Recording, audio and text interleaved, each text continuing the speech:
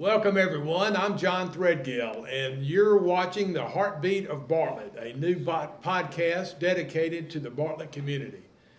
This is our first episode of 24 planned podcasts all about Bartlett. These podcasts are being made possible by First South Financial, a major supporter of the Bartlett Chamber, and we want to also thank V2 Media for producing this for us. We have with us on the panel, we have Rachel Allen, who's from the Boot Hill, Missouri, by the way. We have Greg Shelton, who is the biggest Mississippi State fan I think I've ever met, and he still lives and talks about it. Yeah. And we have, last but not least, Maria McLendon. Hi, John. Hello, Maria. Maria and I go way back. We sure do. Yeah, and so, and we won't get into all of that, but it's all positive, I can assure you. But Maria, I'm going to let you kick off this podcast. This is the first one, so take it away. All right. Thank you, John. And thank you for letting me be a co-host of this podcast. I did strong arm you a little bit with our long friendship to get this seat, but I appreciate it. Just for y'all's information, Maria worked for the Bartlett Chamber for about 3 or 4 years, back in, well, many years ago. Well, we'll have an opportunity to talk about the Bartlett Chamber and what a wonderful organization it is. I mean, it's truly, for me, it is one of my fondest memories professionally, and it's where I made so many of my friends, so happy to be here and happy to be a strong supporter of the Bartlett Area Chamber of Commerce. Well, we're delighted that we're doing this together. Yeah, as are we. Yeah. So to kick it off, talking about the heartbeat of Bartlett, our focus for this podcast is going to be small businesses, because small businesses at the end of the day are the heartbeat of any community. And so when we talk about small businesses and small business owners who essentially are members of the community, our neighbors and our friends, it's like it is the heartbeat of a community. So that's why the podcast is called The Heartbeat of Bartlett. And it is January, it is the beginning of the year, and at the beginning of the year, people start making a lot of plans about what they're gonna do over the course of the year, what they're gonna do for the future. And so today, we're gonna talk a little bit about financial planning. And we've got two awesome guests. We've got Greg Shelton, CPA, and Rachel Allen, Vice President of Sales and Business Development for First South Financial. And we're gonna talk a little bit about financial planning from the business and business owner perspective, and a little bit from the individual and family perspective as well. So, Greg, if you want to kind of kick us off. Yeah, thank you very much for inviting me for this. Thank you so much for being here. I have been a Bartlett Chamber member since I opened my office in '96. Planning on a business is, you really need to have a budget set up. And a budget is usually the one thing that business owners do not do. Most nonprofits do. They keep and they adhere to it very good. But most businesses, they just don't spend the time doing it. I find that to be really surprising. I've seen it. Now, what I try to tell people is that you use the budget as your goals in your income and your goals in your expenses. And then you try to use these goals to control your expenses, because you're going to try to get as much income, of course, Right. as you want to do. Now, but the problem is a lot of people just think of the budget, write it in, put it in their system, and then they forget about it. They don't compare, they don't analyze, and they don't, try to figure out what they need to do from there on. What you have to do when you budget, if you put it in like a program, accounting program, like QuickBooks, you're able to compare to your actual numbers. Well, a lot of people wait till the end of the year. Well, it's all done. It's old news. And it's crunch time. So it's like then they're trying to figure out what to do. Well, it doesn't do anything. So as you go along through the year and compare like on a monthly basis, weekly basis is even better, and just kind of see where you are. And then if you're looking at your expenses and you see in your budget a lot less than what your actual is, well, you need to cut back, because you've already set that as that's how much you're going to spend. Then you continue on spending. A lot of people, what gets them in a problem is that they look at their checkbook, okay, and they look at their balance and say, oh, I can afford this and buy this. No, you look at your expense category compared to your budget, and if your expenses are less than your budget number year to date, yes, then you go buy that item for that expense Yeah. category. And that's where you get your budget controlling your expenses. And a lot of people don't use that. It's a great thing. Try to get in the habit of doing. And I think that's when we talk about budgeting and financial planning, I think that's a critical component for both individuals and business owners. So Rachel, do you want to talk a little bit about financial planning from an individual and family perspective and how that can kind of apply to a business owner and a business relationship? Yeah, sure. So I personally think that budgeting and planning financially for individuals and families is just the same as it is for a business. However, for a business standpoint, I think maybe you have a little bit more categories maybe to fill, whereas individuals, you have groceries and gas and the utility bills and things you have to budget, and then you have your set income. Well, as a business, that income can fluctuate. Well, your individual income can fluctuate as well, but not as much as I would think of as a business. So as Greg said, I'll piggyback off him, setting goals and sticking with them. Like, it sometimes is hard to kind of steer off the path. You know, things happen, stuff comes up. But if you're setting goals and saving, when those things do happen, you're not struggling as much to find, where am I going to get this money?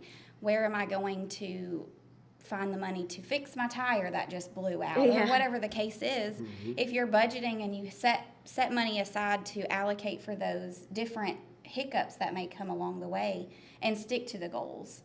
But rewarding yourself when you do reach a small goal, I think is a really good way to incent yourself, because it's hard to do, but once you set those goals and you reach a small milestone, absolutely reward yourself. But don't reward yourself with all the money that you set back, because then you're starting from square one.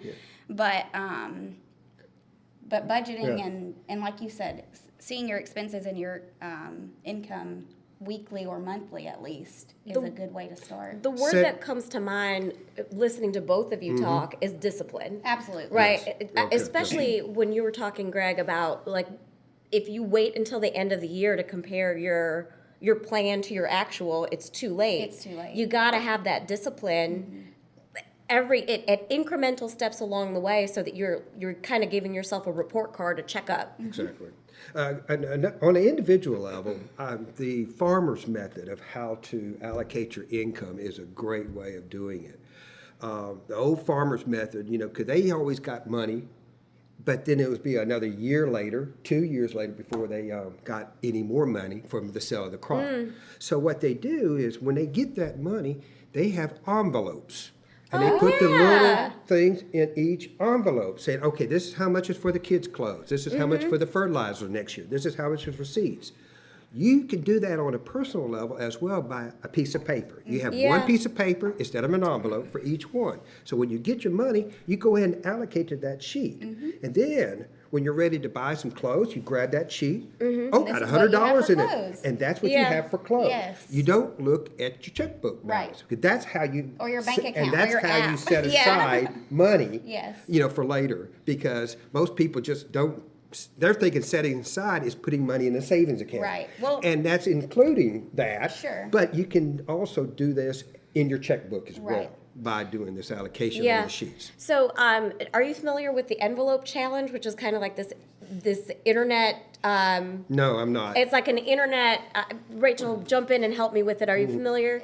It's like an internet challenge where you add a different amount to an envelope. Like, you do it with cash, but you put a different amount into an envelope on either a daily basis or a weekly basis, and you start with very, very small amounts that you double. So you start with $1, and then the next week you put away $2, and the next week $4, and the next week, et cetera, et cetera. Right. And I think it's over $3,000 that you would save over the course of the challenge. But it's a good way to start. Yeah, and we kind of talk about the same type of situation with certificates of deposit. Yeah, laddering. Yeah, laddering. Yes. So like you've got a little bit that comes to fruition after a short period of time, and then it grows to a little bit more after a longer period of time. And so there's different ways that you can manage your assets so that you can both save and spend. Right, and make your money make you money too. That's a good way with like CD laddering and savings is those earn you money. Don't you want to earn money off your money? I do. I thought you did. But yeah, and it can be fun. I kind of nerd out over it, but I have a book. I don't like spreadsheets because I can always pull out my book, and I have books from years ago. I don't know why, but it's kind of cool to look back and see where you were and where you came from, and it changes. It's also cool to look back at what your utility was 10 years ago, and now I have 3 kids and my utility bill has tripled, and but to see how that just kind of unfolds, it's kind of cool outside of the budgeting and planning, but So switching gears a little bit, I also want to, at the beginning of the year, I know from my own family perspective, we start thinking about taxes. Tax season is coming up, and that certainly is true for our business owner audience and for our individuals and family audience. From both of your perspectives, can you talk a little bit about tax planning? And Greg, if you can talk a little bit specifically about what business owners should be doing right now to get prepared for tax season. Well, there's not much to do for 23. 23 is over. Right. Okay. For right now, it's really trying to get your information together and get ready for doing the tax return, whoever helps you prepare the return. The main thing you got to be concerned about is this month. This month is the payroll 1099 dues. All businesses who pay for services over $600 and pay rent have to send a 1099 miscellaneous for the rent, 1099 NEC for the services. And that's all kinds of services. It's a general term. And if you pay them over $600, you have to fill out the form, send it to them, and send it to the IRS. That is due the 31st. Okay. All right. Next thing will be due for them is the Shelby County personal property tax forms. They're due at the end of the month of February. And then we have due dates of the various tax returns that the businesses have. And that will be the corporations and the individuals, well, they're due April 15th. But the S corporations and the partnerships are due March 15th. And so they need to get with their accountant as soon as possible and having that information ready as well, or you may have to get it extended. Extension is not a big deal as everybody thinks it is. They say it's a big awful. flag. It's It's awful. It's a big flag for me to get it audited. No, that's untrue. I extend my return every year. As do I. I've been doing it for 30 years now, and I've never been audited. Because I'm like I'm the guy who my return gets done last. And yeah, you're helping everybody else. and also, if you've got a financial professional who you work with to help you prepare your taxes, that also is a way to prevent getting audited. Is that not correct? That's correct. That's correct. Yeah, that's what I mean. That's one of the things that I thought is that if you're working with a professional, Yes. you And can another thing, take even that sage even advice. that, even that is that even in you're in the lending industry, is that having a professional help you prepare your return helps with your loan application. Yeah, absolutely. I mean, I got denied on a refinance on a loan application only because it said it was self-prepared. I'm going, wait a minute now, Well, I'm I'm a sure you CPA didn't come to- preparing Yeah, people's I'm sure you return. didn't Of come course to it's First Half self-prepared. Financial. But the originator didn't like that, and she just did her checking of her notes, and so I got declined. I went somewhere else. I got approved, of course. But I'm just the point is, Yeah. even I got declined on a loan because my return self-prepared. So, Maria, I'm glad you mentioned having tax help and professionals because with First South, as a member of First South, we offer, a number of different benefits. Yeah. yes, through Love My Credit Union for tax prep, tax advice, discounts. So just by being a member, we offer those things to you. You can find those through our website, through the Love My Credit Union link.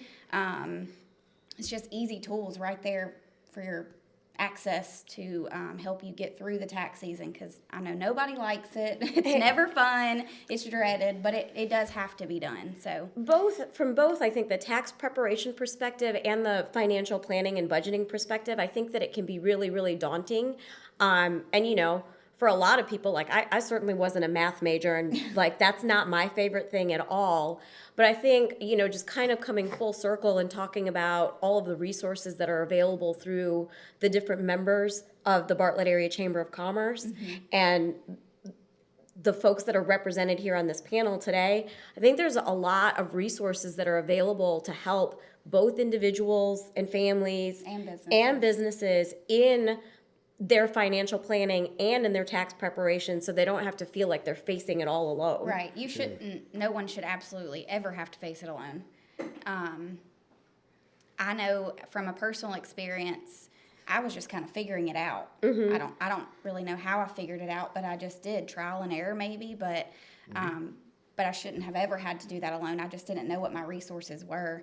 So yeah, the Bartlett Chamber and for South, Greg Shelton. That's right. We have all the resources right at your fingertips. Rachel, if you don't mind, can you talk a little bit about your personal situation in your family and how you kind of plan for like different kind of savings events and for kind of socking a little away for in preparation for tax payments? Oh yeah. So I save throughout the year for certain things: Christmas, emergency, fun savings, or I would really like to have this handbag or this nice pair of shoes, right, John? Yeah, I knew you wanted to buy your wife a handbag.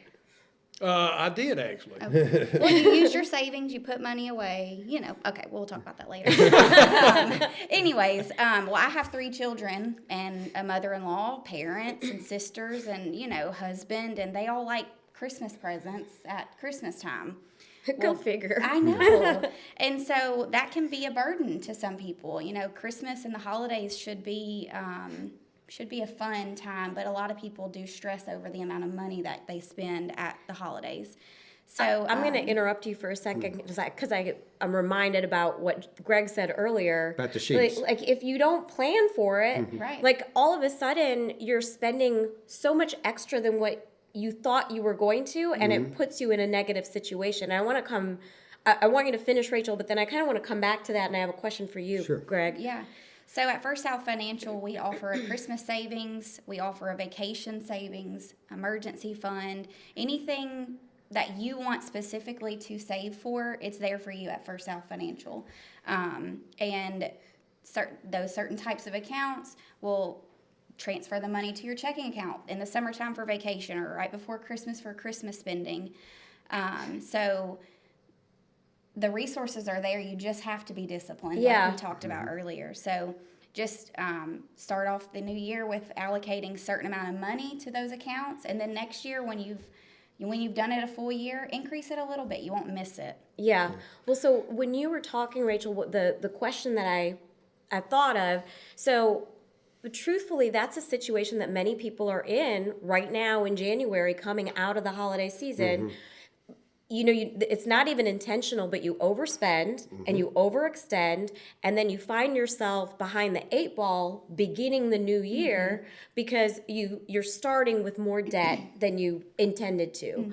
So, Greg, my question for you is, so if you've got that situation, can you talk to us a little bit about some debt management strategies or tips that you can provide about that can help us like get out of that hole and into a positive situation going forward? Yeah, and the problem is it's snowballing on this person as well, because they've already got this debt, and then they're working with their current income and their current expenses, and they're managing those, and they're not realizing that, okay, I've got to hold on to some money to pay off this debt.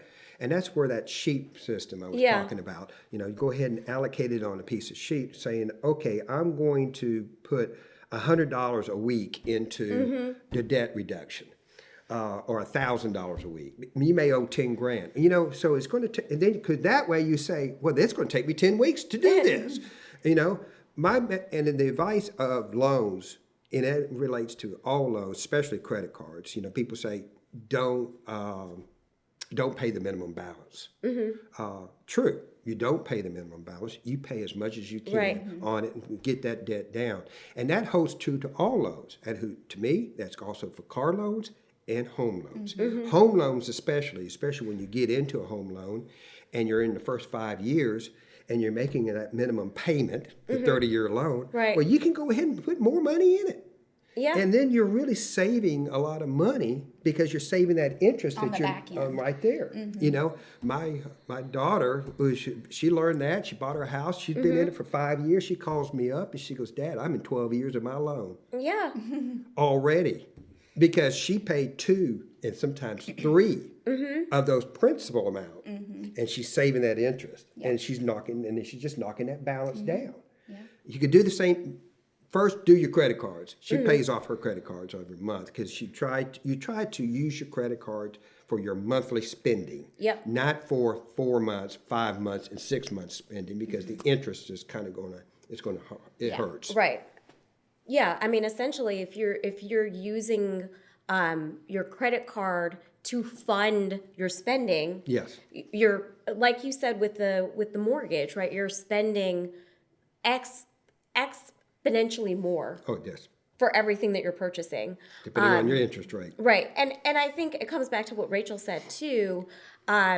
If you pay a little bit more, if you increase a little bit over time, those small amounts, you don't feel them as strongly, but then you start to see, like in the case of your daughter, you start to see what a big impact it can make over the long term. So you can also increase those savings by utilizing direct deposit. So direct deposit, have it allocated to those savings accounts. It automatically comes out of your checking account. You never miss it. Increase it by $5 or $10, as well as your retirement or 401k, whatever you're putting into. Increase it by 1 to 2% each year. You won't miss it. Yeah. You can also, to help with the tax season, you can increase your withholdings amount.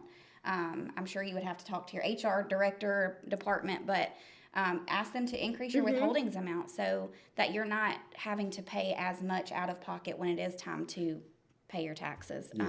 They'll hold that out for you. Treat it as a savings. Some people do treat it as a savings at the end of the year. Then they reward themselves. So it's all in what works best for you. But I also tell them about that is that if you don't have the discipline to save it on your own, Right. that's where you do it. Yes. Because the IRS is an interest-free loan. They don't pay you any interest. No. But however, if you put it in your bank, Yes. you do pay them Yes. as interest. It gives some money back. So Yeah. if you can get the discipline of, instead of getting into extra withholdings and put it in a savings account and don't spend it, Yeah. you got a little bit more money. Yeah.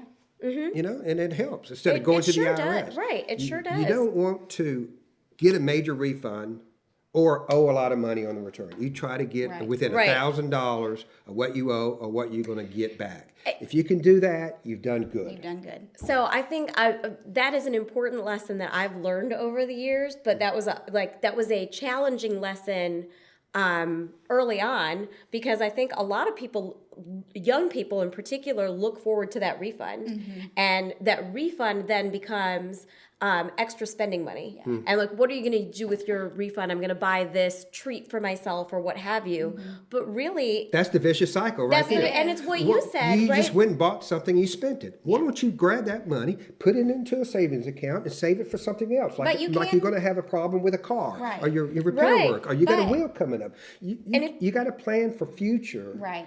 expenses. But absolutely because you're going to reward have them. yourself. right.